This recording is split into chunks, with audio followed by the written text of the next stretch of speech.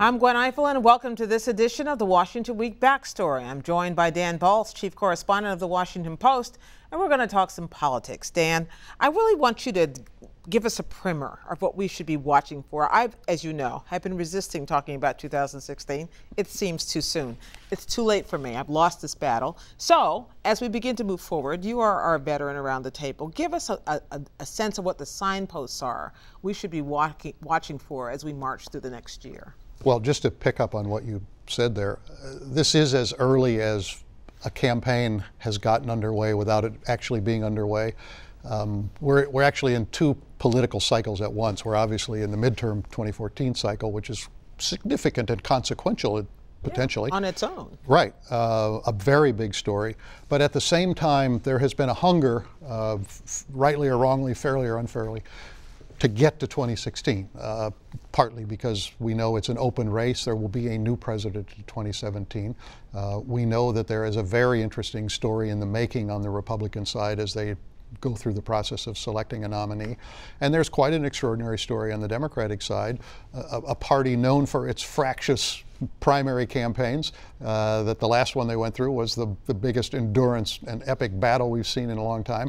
And at this point, Hillary Clinton is the odds-on favorite to win it if she runs. So at this point, there are a couple of things that I am trying to pay attention to. One is the question of who's saying interesting things.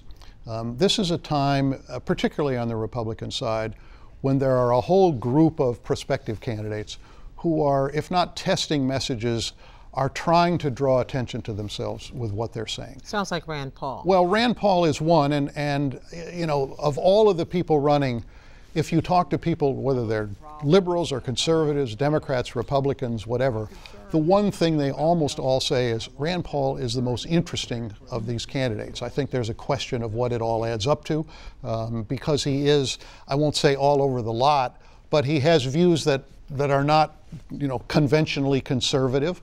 Right. He is with liberals on some issues having to do with civil liberties and privacy. He's tried to reach out to minorities in some of the things he's done, but we don't know whether he can put it all together. But when you talk about people saying interesting things, Bobby Jindal saying interesting things about education and Common Core, Marco Rubio saying interesting things about foreign policy as well as about immigration. So Paul Ryan is saying interesting things about poverty, as is Marco Rubio. Right. Chris Christie is just always interesting, no matter what he has to say. So there is that question. I mean, we assume there will be a battle in some form or another between kind of the establishment and the insurgency, the populist insurgency. But at this point, it really is a question of who's saying interesting things and who, if anybody, is getting traction. I think the interesting thing to me, and I wrote about this a couple of weeks ago, is when we came out of 2012, the assumption was there was a field of prospective 2016 candidates right. who were not quite ready for the national stage in 2012, but certainly would be by 2016. And in fact, many of them, they haven't necessarily regressed, but they haven't necessarily stepped up. And so I think that as we go forward from here and into 2015, that's a question mark. Obviously, every move that Secretary Clinton makes is something we are watching, you know, with enormous interest, scrutiny, probably more than is justified. Certainly she would say more than is justified. But nonetheless, she is in such a commanding position. We've not seen anything like this in an open race before. And so I think that the questions for her are legitimate. The questions of who she is, what she has to say, what she would run on if she runs. And they're very important for the Democratic Party. I mean, if for some reason she does not run, who is in the wings, who is hoping, whose fingers are crossed that that happens? Well, the vice president is one person. I mean, I think everybody assumes that if she runs, he will not run. And the question is, if she does not run, will he run? And I think there are people who think, yes, he definitely would. Age would certainly be an issue, as it may be with her. But nonetheless, in terms of experience and preparation, he has more than anybody, even more than Secretary Clinton has, or at least as much. But absent him, it would be a very wide open and very uncertain kind of field. I mean, there are any number of people who might run. Martin O'Malley, the outgoing governor of Maryland, is seemingly going to run one way or the other. But there are others. Would Andrew Cuomo from New York run? Would Kirsten Gillibrand, the senator from New York, run? Would Amy Klobuchar from Minnesota run? Would John Hickenlooper, the governor of Colorado, run? I think that for all of them, I mean, if she dropped this earthquake or created this earthquake and woke up at the end of this year and said, you know what, I am happy being a grandmother and I want to live a more normal life and I want to enjoy myself and I'm not going to run.